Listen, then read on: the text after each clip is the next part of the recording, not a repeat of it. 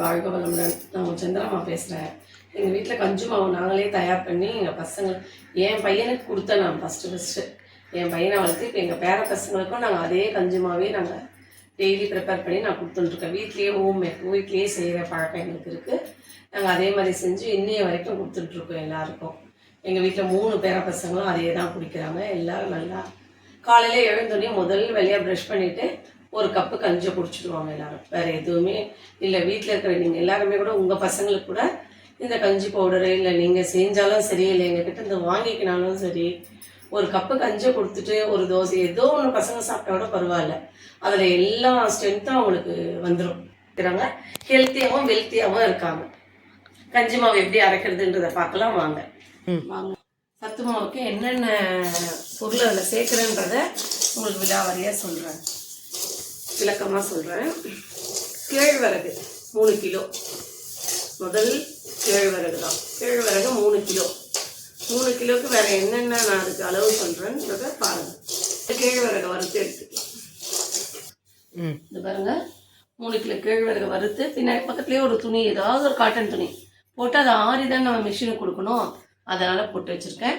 3 kilo கேழ்வரகுக்கு 1/2 kilo கோதுமை சேர்க்கணும். அதே மாதிரி வறுத்து அதையும் போட்டுட்டேன். ஒரு ஐட்டமாக நான் வறுத்து துணியில் போட்டு ஆற வச்சுருவேன். கேழ்வரகு முடிஞ்சிச்சு, கோதுமை வறுத்தாச்சு. அடுத்து கம்பு 1/2 கிலோ. 1/2 கிலோ. Soya 1/2 kilo.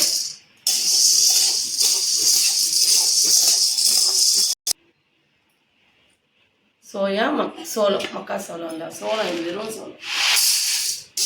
சோளம் 1/2 கிலோ.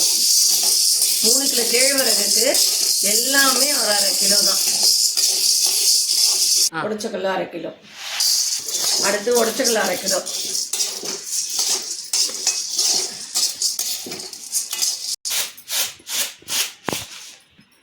சிகப்பரிசி 1/2 கிலோ. மக்காசோளம், இது மக்காசோளம் 1/2 கிலோ. கருப்பு உளுந்து 1/2 கிலோ.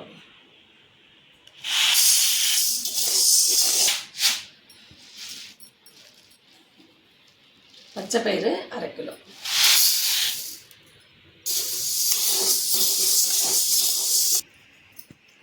சிகப்பரிசி 1/2 கிலோ போட்டோம்ல, அதே மாதிரி கருப்பரிசி 1/2 கிலோ.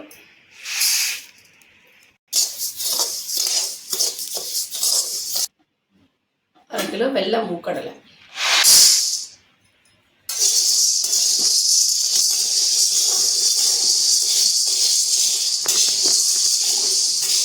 வாசனை இப்போ கடைசி வெள்ளை கொண்ட கடலை போட்டோம். கருப்பு மூக்கடலை 1/2 கிலோ. பச்சை பட்டாணி 1/2 கிலோ. பட்டாணி, பச்சை பட்டாணி. ராஜ்மா 1/2 கிலோ. ராஜ்மா இது, அதை பெரிய காராமணியே சொல்லுவாங்க, அது மாதிரி. 1/4 கிலோ. வேர்க்கடலை 1/4 கிலோ தான் போடுவேன் நான் கஞ்சி.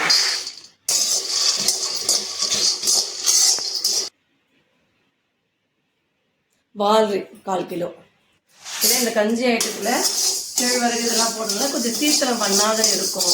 குழந்தைங்களுக்கெல்லாம் கோல்டு வராது இருக்கிறதுக்கு வால்ரி, கொள்ளு இதெல்லாம். 1/4 கிலோ கொள்ளு. முந்திரி 1/4 கிலோ.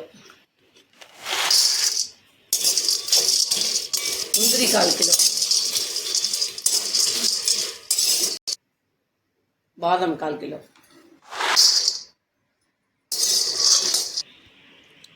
பிஸ்தா 100 கிராம். பிஸ்தா மட்டும் கம்மியாக தான் போடணும். பாதாம் முந்திரி 1/4 கிலோ போடலாம். பிஸ்தாவை 100 கிராம் தான் போடணும்.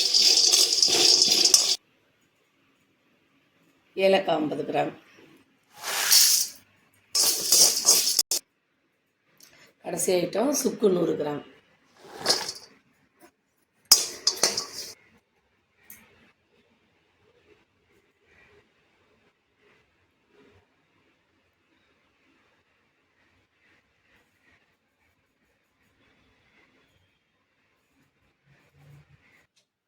கஞ்சி மாவையெல்லாம் வறுத்து முடிச்சாச்சு.